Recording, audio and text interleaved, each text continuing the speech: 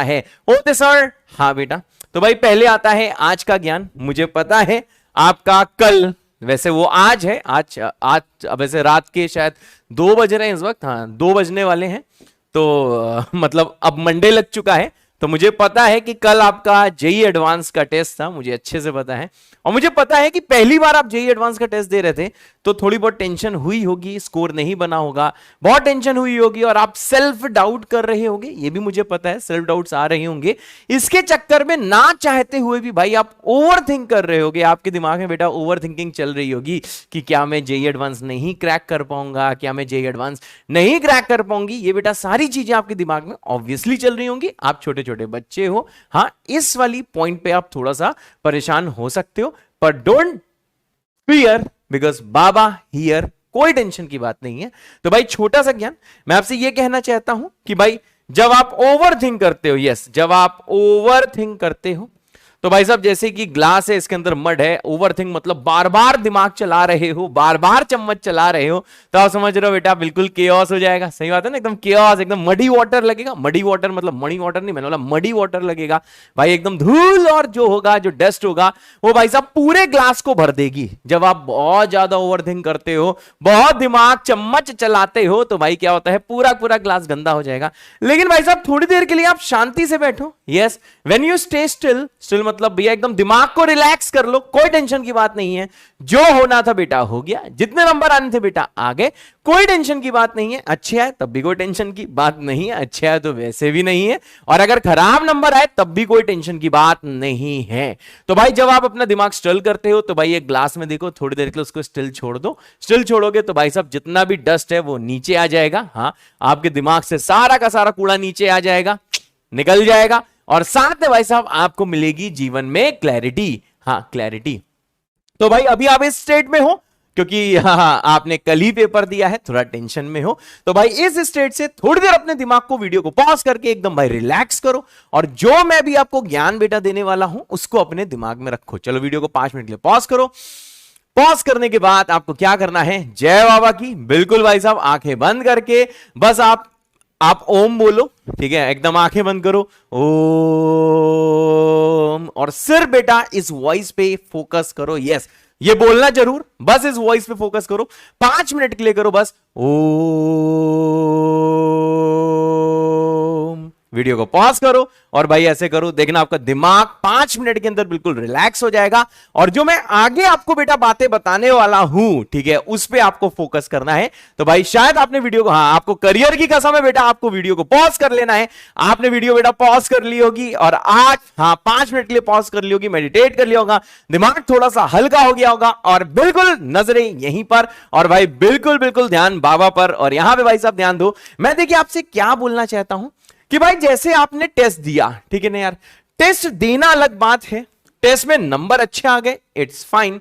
अगर नंबर खराब आए तो इसका मतलब ये बिल्कुल भी नहीं है कि आपका सिलेक्शन नहीं हो सकता, अभी भी आप टॉप रैंक लेके आ सकते हो। मैं ऐसे बहुत सारे बच्चों को जानता हूं जब वो क्लास 11th में, जिन्होंने भाई साहब कोचिंग ज्वाइन करी और पहले टेस्ट में उनके साथ हो गया बवंडर, भाई उनकी एकदम हालत खराब हो गई, लेकिन उन्होंने हार नहीं मानी, आगे के टेस्ट में जीवन में इंप्रूव किया, और बच्चों आगे चल के वो जेई में बहुत, जेई एडवांस में, यस हम लोग यहां पे बात किसकी करते हैं, जेई एडवांस की करते हैं, पढ़ाते दोनों का है, मेंस एंड एडवांस का, लेकिन भाई आगे चल के उनकी जेई एडवांस में बहुत अच्छी रैंक आई। इसमें कुछ बच्चे 2 डिजिट के भी हैं, 3 डिजिट के भी हैं, अब एक एक का नाम क्या लो, ऐसे बेटा बहुत सारे स्टूडेंट्स हैं।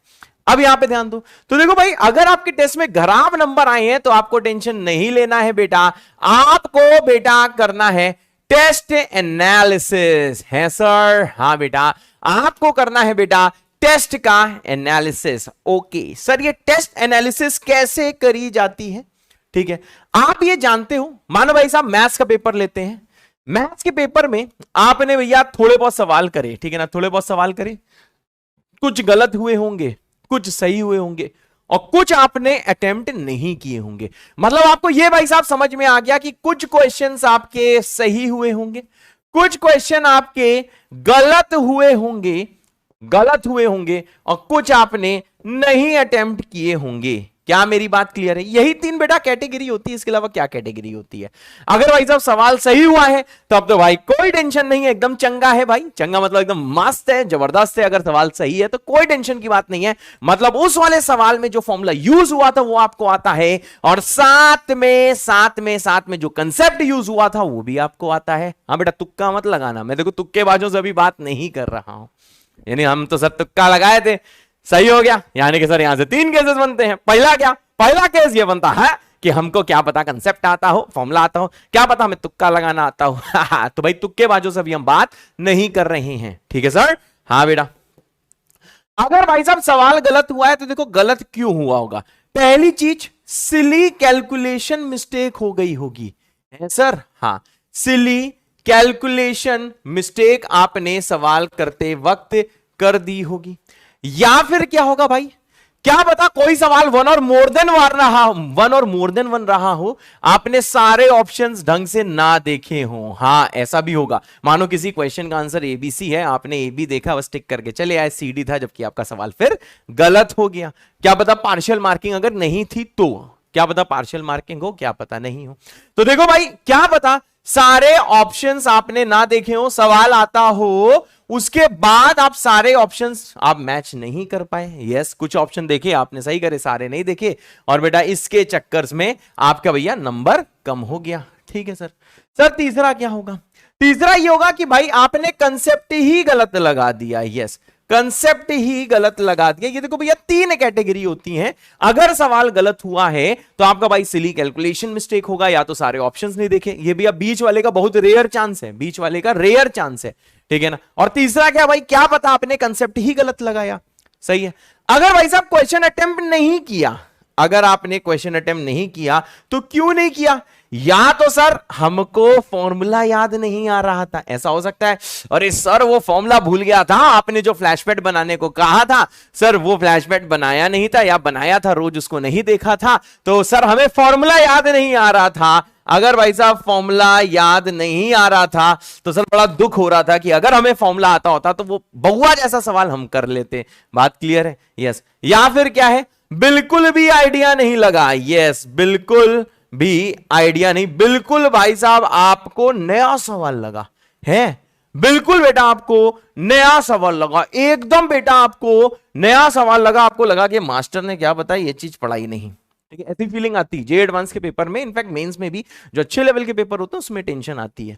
सर तीसरी चीज क्या, हमने कहा भाई साहब आपको कंसेप्ट पढ़ा था लेकिन सर कंसेप्ट याद नहीं आ रहा था। ऐसा होगा कि कंसेप्ट याद नहीं आ रहा था, इसलिए आप क्वेश्चन अटेम्प्ट नहीं कर पाए। आपको याद था कि सर क्लास में ऐसा कुछ तो कराया है आपने, लेकिन सर हमें कॉन्सेप्ट याद नहीं आ रहा था। तो देखो इससे क्या होगा, इससे देखो भैया चार्ट जैसे आप बनाओगे अपनी कॉपी में कि जो क्वेश्चन सही हुए वो तो कोई टेंशन ही नहीं है, इसको तो देखना ही नहीं है। जो सही हुए ठीक है, जो भैया गलत है वो तीन रीजन से गलत है, और अटेम्प्ट नहीं किया भाई साहब उसके भी तीन रीजन है। और भाई साहब ये तीनों रीजन में सबसे कम प्रोबेबिलिटी तीसरे वाले की, क्योंकि भाई कंसेप्ट तो याद आ ही जाता है लेकिन हाँ फॉर्मूला याद नहीं, ये भी एक भारी मात्रा में चांसेस है कि भैया फॉर्मूला ही याद नहीं आ रहा है। और सर तीसरा क्या है कि बिल्कुल भी आइडिया नहीं है, आपको लग रहा है भैया एकदम नया सवाल है, इसके मारे हम उसे अटेम्प्ट नहीं कर पाए हैं सर। हाँ, अब सर बताइए हम क्या करें। हमने कहा देखो भाई गलत हुआ, आप जानते हो अगर सवाल गलत होता है, मानो कोई सवाल 4 नंबर का सही होने पे है, गलत होने पे मानो -2 मिलता है। मेरी बात समझ रहा हूं? अगर क्वेश्चन सही तो 4 नंबर, गलत हुआ तो -2। अगर भाई सवाल आपका गलत होता है तो भाई उसके कारण क्या हुआ, उसके कारण आपके 6 नंबर गए। अगर मानो कोई सवाल 4 नंबर सही करने में मिलता है, गलत करने में -2 मिलता है, तो ये 4 नंबर नहीं मिले, उल्टे 2 नंबर और कम हो गए, मतलब 6 नंबर गए। ये कंसेप्ट समझ में आ रहा है? एक सवाल था भाई साहब वो मैंने किया, गलत हो गया, -2 मिल गया, -2 मतलब 2 नंबर और कम हो गए, 4 नहीं मिले वो भैया हो गया, और 2 कम हो गए मतलब सर 6 नंबर कम हो गए। अगर भैया +4 -1 है तो भाई 5 नंबर घटे। मतलब सर गलत होना सबसे ज्यादा खतरनाक होता है। अगर सवाल आपने गलत किया है, गलत अगर बेटा आपने किया है, इसका मतलब क्या है भाई, आपके एक्स्ट्रा नंबर खत्म, नेगेटिव मार्किंग भी मिल गई है। हाँ, तो सर इसे कैसे इंप्रूव करें? आप नंबर ऑफ क्वेश्चंस गिनो कि सर सिली कैलकुलेशन मिस्टेक हमसे हुई, इसके कारण नंबर कम आए। तो आप समझ रहे हो, अगर कोई सवाल +4 -1 का था मानो, तो सर वो क्वेश्चन आप सही कर सकते थे। अगर कोई क्वेश्चन +4 -1 का था, आपने भैया सवाल ही गलत कर दिया, मतलब सर वो क्वेश्चन आपका एक तरह से सही था, आपको आता था, आपका जो स्कोर मानो कि 100 में 20 आया, फॉर एग्जाम्पल कितने नंबर का पेपर उसमें मैं नहीं जा रहा हूं, मानो 100 में से 20 आया। अगर भाई सिली कैलकुलेशन मिस्टेक नहीं करते तो आपके 5 नंबर ये जुड़ जाते हैं, कितने हो जाते? 25 नंबर हो जाते। और ऐसे क्वेश्चन कितने हैं, आप जरा भैया टोटल करो और आप चेक करो कि सर ऐसे कितने क्वेश्चन हैं जिसमें आपने कैलकुलेशन मिस्टेक करी, और सर कैलकुलेशन मिस्टेक सिली करी तो इसको कैसे इंप्रूव करें। मेरी बात क्लियर है? अगर आप सिली कैलकुलेशन मिस्टेक कर रहे हो तो भैया सिली कैलकुलेशन मिस्टेक में मानो भैया 3 सवाल थे, आपने सिली कैलकुलेशन मिस्टेक करी, इसके हमारे नेगेटिव नंबर मिला, मतलब +4 -1 था, तो आपका भैया 5 5 5 15 नंबर बढ़ गया। मतलब आपका रियल स्कोर ये होता, मतलब ये आप कर सकते थे, आपका रियल स्कोर बेटा ये होता, मतलब 20 नंबर आए 100 में, मानो भैया 15 इससे जुड़ गए तो 35 नंबर हो गए।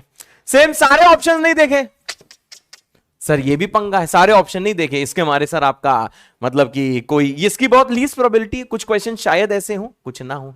तीसरा क्या, कंसेप्ट ही गलत लगा दिया। अगर कंसेप्ट गलत लगा दिया इसके लिए और नेगेटिव हो गया। मानो भाई साहब फॉर्मूला कोई और लगाना था, आप कोई और फॉर्मूला लगा के चले आए, तो भाई साहब आपको पता था लेकिन आपने गलत लगा दिया।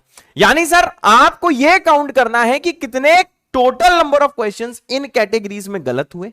मानो कि भाई आपके से 5 सवाल निकल के आते हैं, यानी 5 सवाल में आपने हर सवाल में फॉर एग्जांपल 5-5 नंबर को, मतलब 25 नंबर आप पा सकते थे, लेकिन किसी ये गलत करने के चक्कर में आपके 25 नंबर कट गए। समझ रहे हो? यानी रियल स्कोर क्या हुआ?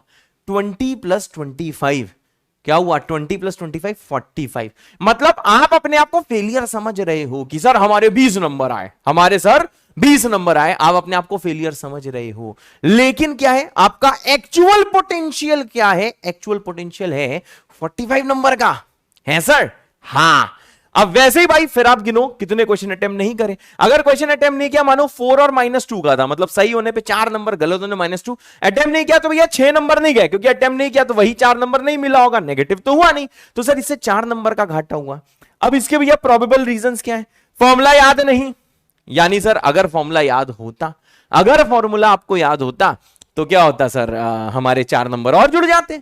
बिल्कुल भी आइडिया नहीं लगा। हाँ, ये भाई साहब जो ये चीज है, ये चीज थोड़ी नई है। हाँ, इसमें भाई साहब ये आपका रियल स्कोर नहीं है। अगर आपको बिल्कुल आइडिया नहीं लगा, इसका मतलब क्या है कि थोड़ा बहुत अभी और सीखना बाकी है। मतलब अगर आपको फॉर्मूला याद नहीं, इसका मतलब फॉर्मूला अगर याद कर लेते, फॉर एग्जांपल ऐसे 2 क्वेश्चन निकलते हैं, हर क्वेश्चन में 4-4 नंबर गया, तो पहले कैटेगरी से सर आपके 8 नंबर और जुड़ गए। ऊपर कितने मान लो हमारे आ गए थे? 45 आ गए थे, 8 और जोड़ा तो 53, मतलब रियल पोटेंशियल तुम्हारा 53 नंबर का था।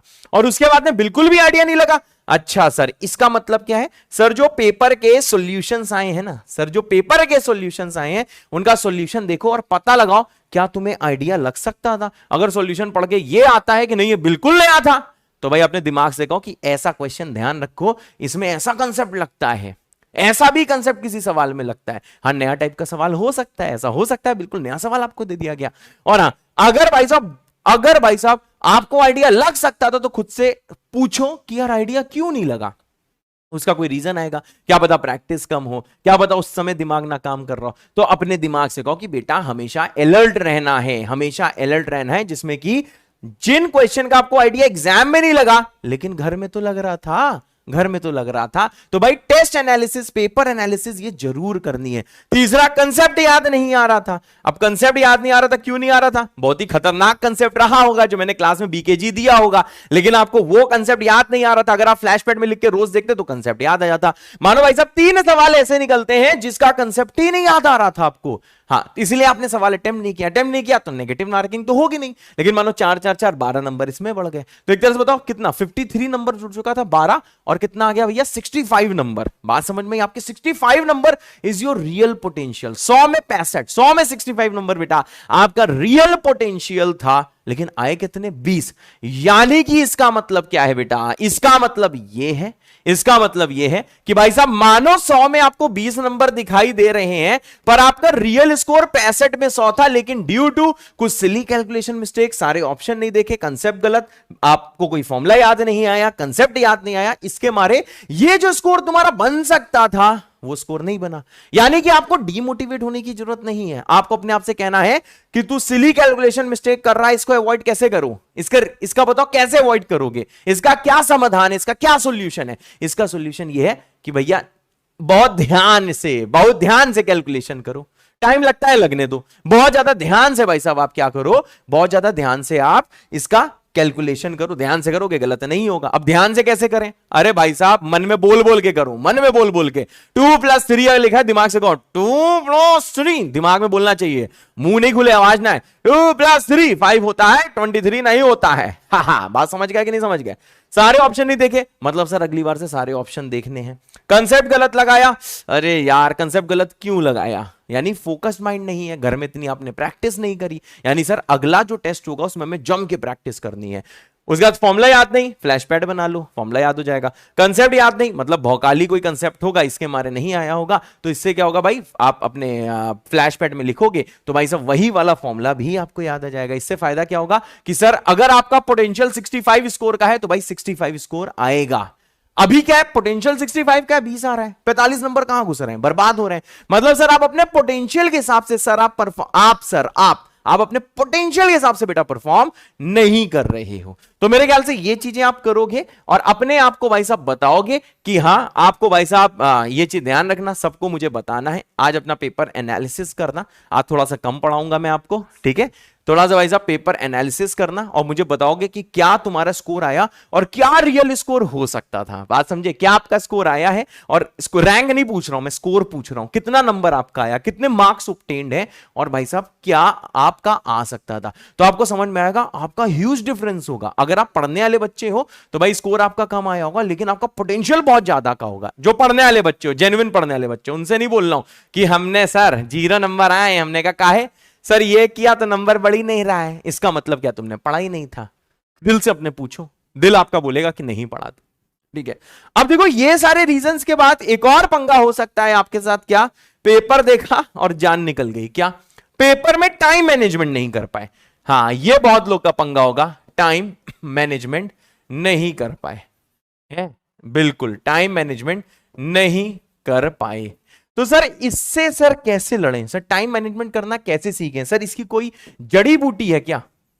नहीं बेटा, इसकी कोई जड़ी बूटी नहीं है। मैं सही बता रहा हूं, बहुत सारे लोगों को लग रहा होगा कि वो पेपर बहुत अच्छा कर सकते थे, लेकिन उन्हें लग रहा होगा टाइम मैनेज नहीं कर पाई है। ससुरा पेपर 3 घंटे का था, हमें 7 घंटे चाहिए थे। ये फीलिंग आ सकती है ऑब्वियसली भाई, आपको ऐसा लग सकता है कि सर हम तो टाइम मैनेजमेंट नहीं कर पाए, सर टाइम मैनेजमेंट नहीं कर पाए। नहीं, हम सर टाइम मैनेजमेंट नहीं कर पाए। अरे सर हाँ, सर इसको कैसे इंप्रूव करें?